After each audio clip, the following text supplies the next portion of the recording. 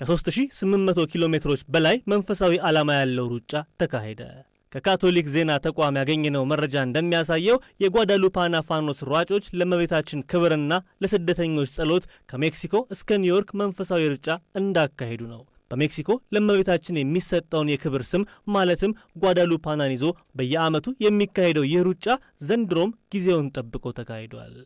በፈረንጆች ኦገስት 30 ከሜክሲኮ የእመቤታችን ባዚሊካ ቤተክርስቲያን መነሻቸውን ያደረጉት የዘንድሮ ሯጮች 9 የሜክሲኮ ግዛቶችንና ከ30 በላይ ከተሞችን ሲያቋርጡ ዓላማቸው እንደ ሁል ጊዜውም ለእመቤታችን ክብር መስጠትና ለስደተኞች ጸሎት ማድረግ ነበር።